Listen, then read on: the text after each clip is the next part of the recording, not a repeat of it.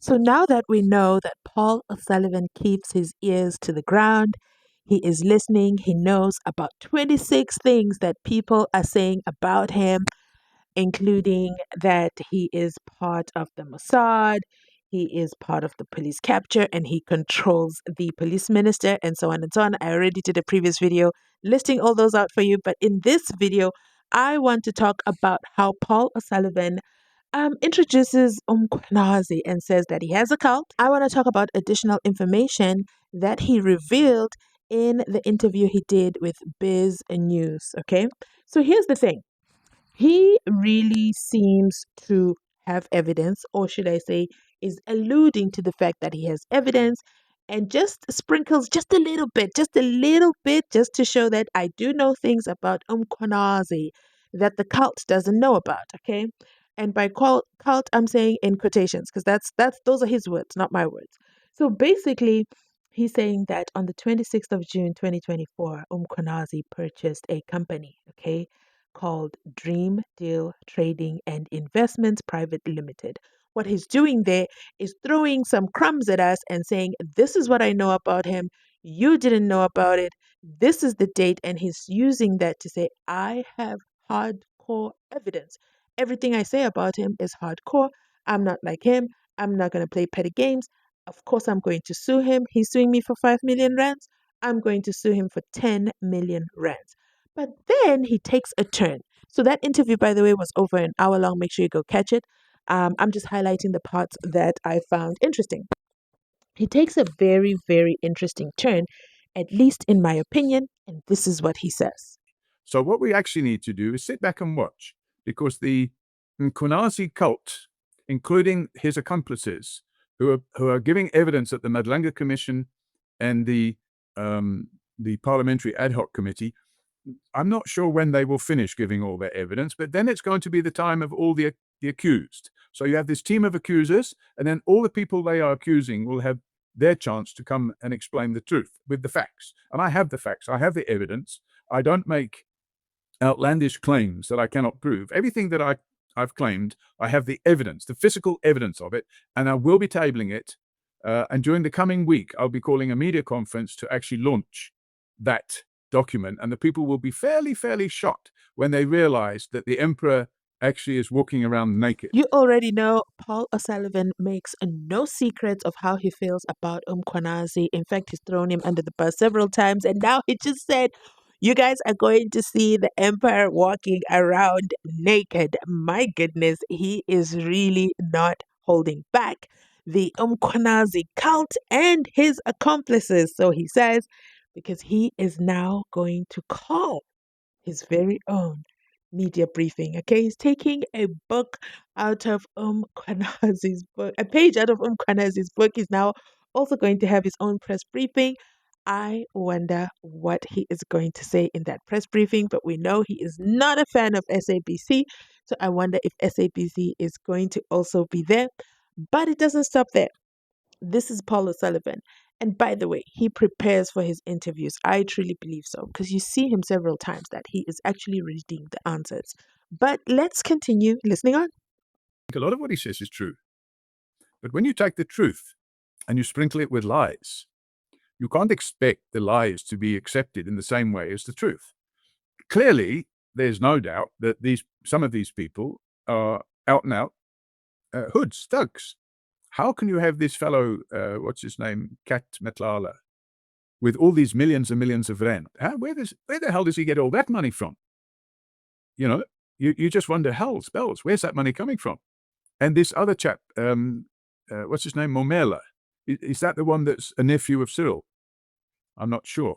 But I mean, the video of the Lamborghinis and whatnot being taken out of his Sandhurst home, that home is probably paid for out of taxpayers' money. So it's damn right. It's good that these things are being exposed. And I won't take that away from him. But I don't think he exposed it. He's just publishing it. I think it's been exposed by the people under his command who happen to be in the right place at the right time.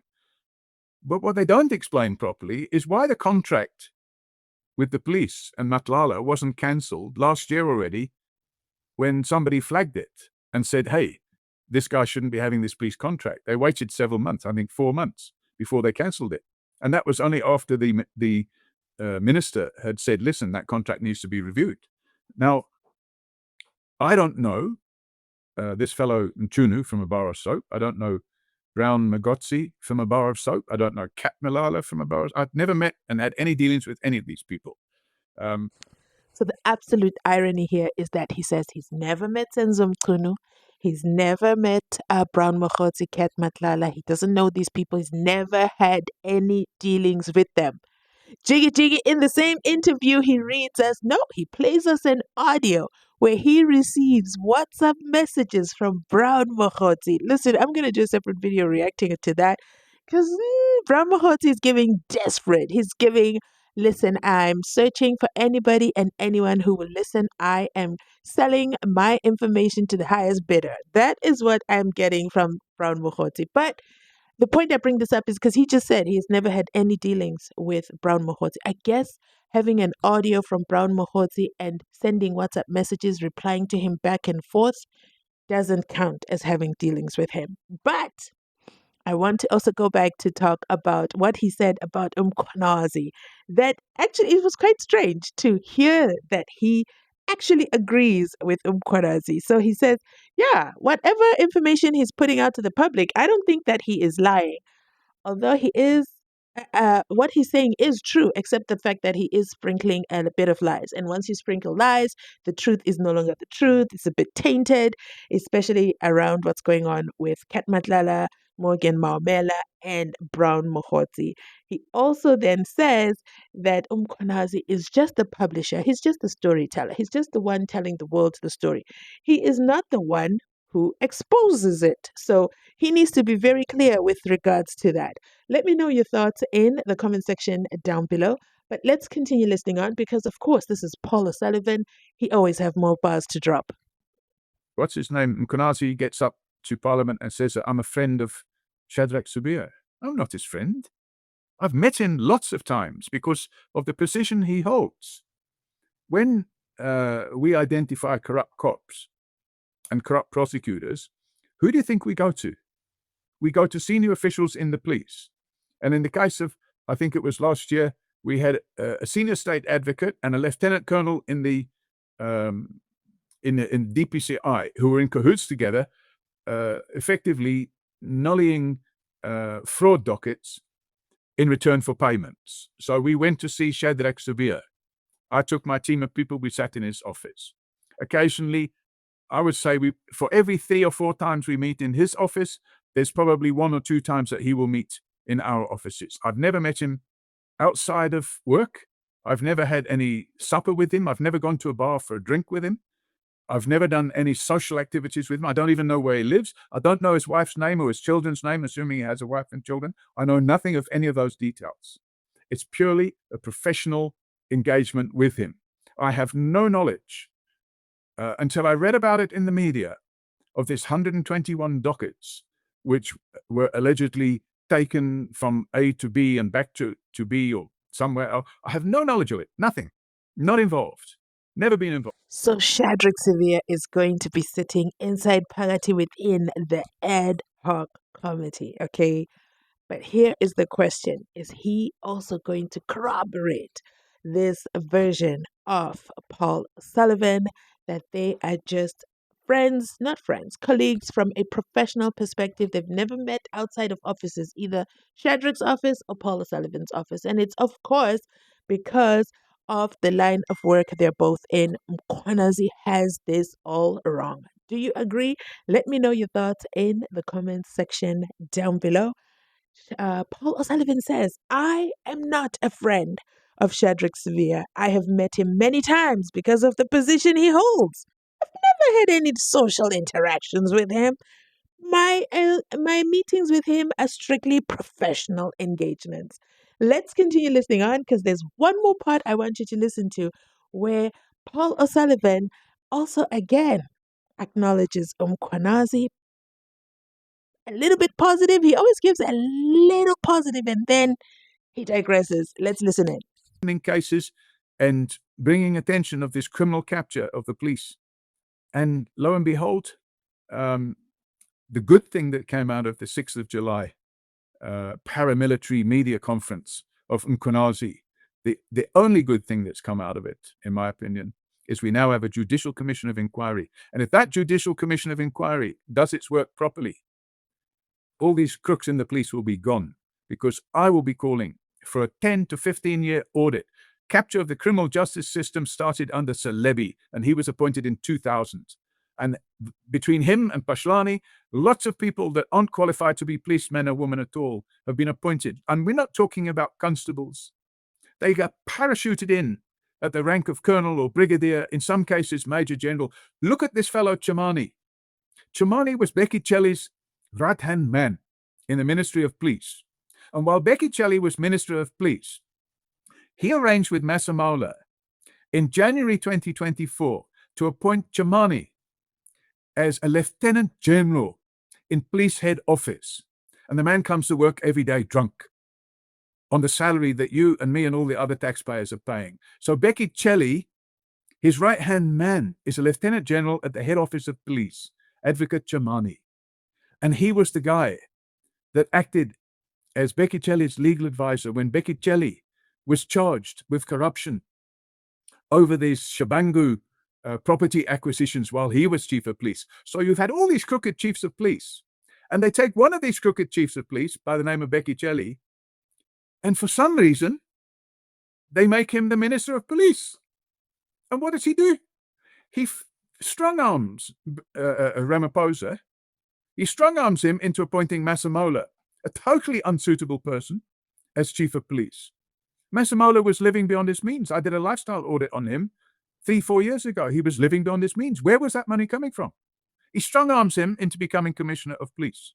He becomes commissioner of police. And then what does Becky Chelly do? He flies around the country in the police jet. The regulation says that civilians can't go in the jet. And he attends press conferences, the police press conferences. And when they ask questions, he talks as if he's a policeman. He says, no, we're going to arrest that person. No, Minister, you're not arresting anybody. You don't have a power of arrest. He's talking on behalf of Masemola. And then he decides, before he gets wind of the fact that he's going to get fired by Ramaphosa and replaced by Mchunu. So before he gets fired, he tells Masemola, listen, this legal advisor of mine, he'll be unemployed when I'm no longer minister. Let's give him a job in the police. So they appoint him as a lieutenant general in the police. And that major general, forget the name, the white lady that gave evidence at the Madlanga Commission, she reports to him. But he doesn't do any work. She does all the work. Now, the taxpayers paying that man $2 million a year. For what? So the rot is going to stop, and the Madlanga Commission is going to be the vehicle to stop it. And that's the only thing that I'm going to thank Mkhwanazi for. I guess a win is a win. The only thing he is going to thank Mkhwanazi for doing at that press conference that Paul O'Sullivan came out guns blazing, ironically, is that, well, you did it. You got to call a commission. You got to call a judicial commission, the Madlanga Commission. So I'm going to give you tiny little claps for that. But other than that, I'm coming for you and everything you got with everything else you said. Other than that, but it's absolutely incredible. So then the question becomes, are they working? Should they be working together? Because it sounds to me they have common ground, which is corruption. But is it a case of I want to be the title holder of the claims of being the one who exposed this information to the public? Why the hell did Mkhwanazi expose this before I did? Because we know he says it over and over again. He's got all the folders, all the evidence, but he just kept it for himself. I mean, he even told us, he drops in a bomb there. He did a lifestyle audit of Masemola a couple of years ago. And then what happened with that lifestyle auditor? But anyway, I'm going to end this video right here. Please let me know your thoughts in the comment section down below. Are these two competitors? And what exactly are they competing for? Because to me, this is crazy. Well, when I say competitors, I mean Paul O'Sullivan competing with Mkhwanazi, who is the one who actually works for SAPS. Paul O'Sullivan doesn't. Yeah. But anyway, if you're picking up what I'm putting down, let me know your thoughts in the comment section down below. Thanks for watching. Thanks for watching all the ads. Thanks for liking. Thanks for subscribing. And I'll catch you on my next upload. Have a great day. Bye.